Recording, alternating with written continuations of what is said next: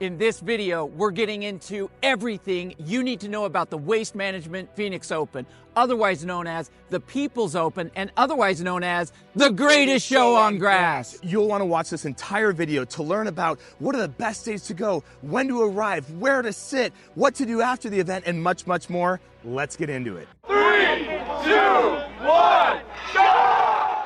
Okay, the first thing you may ask yourself is, what are some of the best days to go? Well, Josh and I, we really think you've got your Thursday, Friday, Saturday, Sunday are obviously the hottest days when the tournament is in full force. Yeah, but if you go on Friday or Saturday, you're going to have all the crowds to deal with, all the people, and the crowds are real. It is jam-packed in the Phoenix Open, and so if you're okay with that, it's a great party, it's a great scene. We used to go all the time on Fridays and Saturdays, but now our favorite day to go is on Tuesday, which is also the Pro-Am. That's incorrect. Wednesday. It is Wednesday, my dudes. All right, so next on the list, when to arrive to the event. The gates open at 7 a.m. Obviously, the earlier you get there, the better. You're gonna avoid some of the crowds and some of the traffic that you're gonna have on the freeway. If you go later on in the late morning, you're probably gonna have 30, maybe up to 45 or 60 minutes of wait time just to get through the traffic, park, get on a bus, get to the Open, walk in, and finally get to your seat. So our recommendation is go as early as you possibly can. Yeah, and it's going to be a long day at the Open, so definitely prepare yourself. You know, it's golf. A lot of people do arrive super early. You may be asking yourself, should I drive or should I Uber? The nice thing about Uber, you get dropped off really pretty close, and you don't have to deal with parking and riding the bus in. That bus ride over is about a mile, and it takes a little time. Getting in's pretty easy. The buses move pretty quick. It's getting back to your car at the end of the day. That's where it's painful. So we definitely would recommend, Ubering in, getting dropped off. If you do have to park, be prepared, on the way out to spend some extra time waiting in that bus line. Yeah, there's multiple parking lots throughout the event. And kind of a pro tip here, if you're coming from South Scottsdale or even South Valley and you're going on the 101, I would get off at Cactus and kind of wind your way through to the east side of the event. You can get in quicker, you can park faster, you can hop on a bus and be into the event a lot quicker than if you're coming through and getting off at Raintree or Pima. Another question you're asking yourself is, what should I wear? What should I bring with me?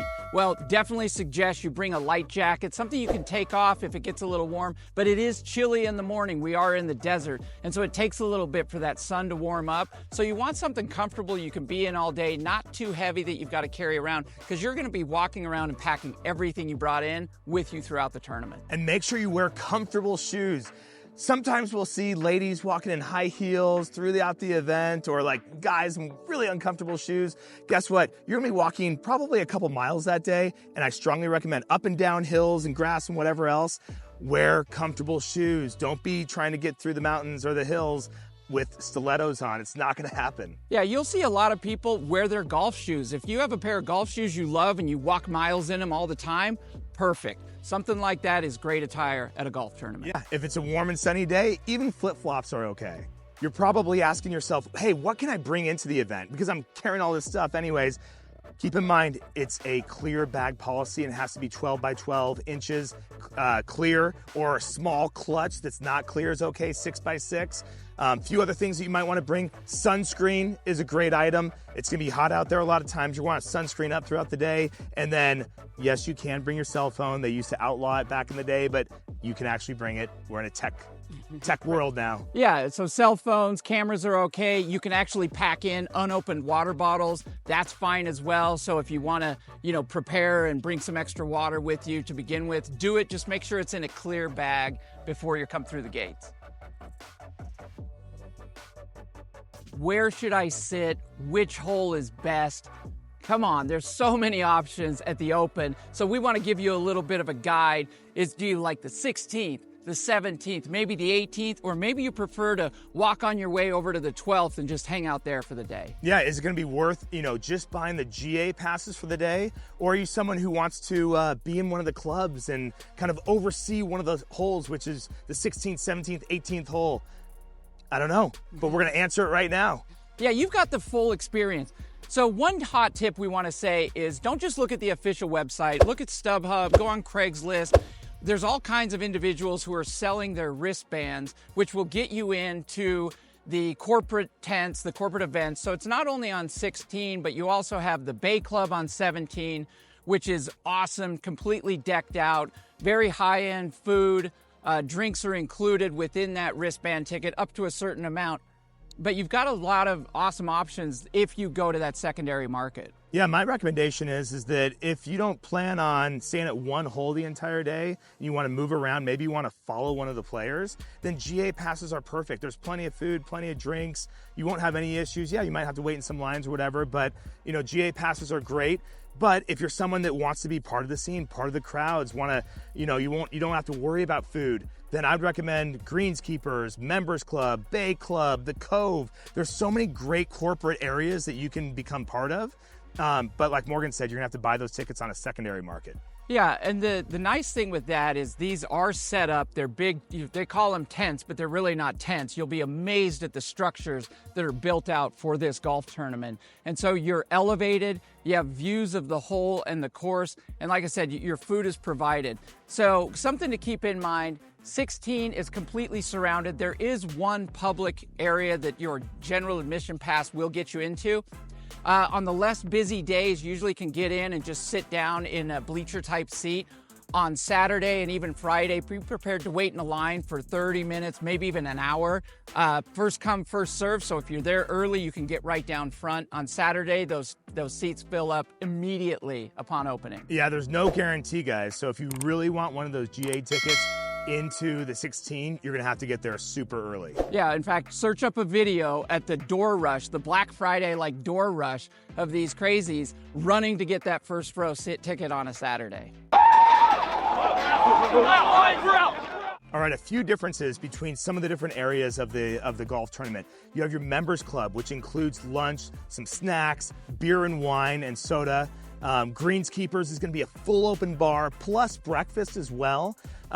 You're gonna have to find your seat, kind of around the greenskeeper because there isn't necessarily any designated. They do have some chairs, but unlike the Cove, the 16th hole, the Loge, all these areas have dedicated seats for all the corporate members there. So keeping in mind, Greenskeepers is one large open area looking across the lake at 17. You do have great views of golf. You can see the hole, but also the fairway at 18. Members Club gets you 4 different tents around the tournament. It's certainly smaller than Greenskeepers, but you've got the option to bounce around and move around a little bit more.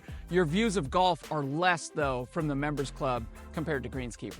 All right, so now where to stay? Well, here's kind of a fun fact for you. The Phoenix Open is actually not even in Phoenix. It's in Scottsdale. It's in North Scottsdale. And so if you're gonna be part of the event, you might wanna try and stay as close as you can. The Fairmont Princess is an incredible place to stay because you actually have access to the Open right from the Princess. Yeah, and be prepared to pay up for that, but the access is amazing. You can walk right onto the golf course from the hotel. Now, there's a ton of Airbnbs in the area as well. But keep in mind, the Phoenix, take a look at where the golf course is and then look at your accommodations and what location they are. A thing to think about, the crowds are real, the traffic is real. There's 250,000 people that attend the Phoenix Open just on Saturday. All in all, you've got over 500,000 that will come through the gates for that tournament over the course of the tournament. And so, if you're looking to stay and you're right there close, be prepared to have a little extra getting in and out, time getting in and out. Yeah, pretty much anywhere you stay in Scottsdale or even East Phoenix is gonna be a great place. You're only gonna be within maybe 15, 20 minutes away, but Morgan's right, you're gonna have to fight the crowds to get there, so keep that in mind. Okay, so you've gone to the tournament, you've had a great time, it's closing down, golf's ending, it's about 5 o'clock, the sun's going down. What are you gonna do now? Bird's Nest is one of the best parties that you could attend at the very end, and they have a variety of music, a variety of musicians that come in from, we have Hardy, Dierks Bentley, Duran Duran, and Kygo on Saturday. A lot of fun. You also have GA and VIP. And so keep that in mind that, with the GA passes, you can get right in. The tickets are a lot less expensive. You have plenty of food, plenty of drinks to select from, but you do have to pay for it. In the VIP, you don't have to pay for the food, you don't have to pay for your drinks, and you have slightly better seating as well. Yeah, and the Bird's Nest is a huge tent that's built right there on property. You can walk over to it from the golf tournament. There's also a number of great bars and restaurants that are happening after the tournament goes down. The Bird's Nest is the ticket in town for the nightlife, though, with great concert venues, huge performers, and you're up close. Even though, you know, it's a big tent, it's a much more personalized setting than you might find in like a big stadium, and they bring in great acts. And if it is sold out, once again, go to the secondary market. You'll find plenty of seats on SeatGeek or StubHub or any of the other ones out there. Just check it out. Don't feel like you're out of luck if you don't have a ticket.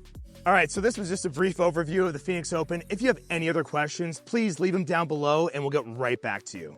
Yeah, we look forward to hearing from your comments. We know we missed some stuff. We're just trying to give you a good overview. Josh and I have been going to the Open for about 2 decades now, and we love it. It's such a great time and experience. But also keep in mind, we're working during the Open. We're showing properties. We have tons of people who come in. They love the weather. They love everything about Phoenix, Scottsdale, and the whole valley, and they want a piece of it too. And so don't hesitate to reach out to us to see some of the best properties that are on the market in Scottsdale while you're here. Yep, you can call us directly anytime at 480-356-5657. We'd love to hear from you.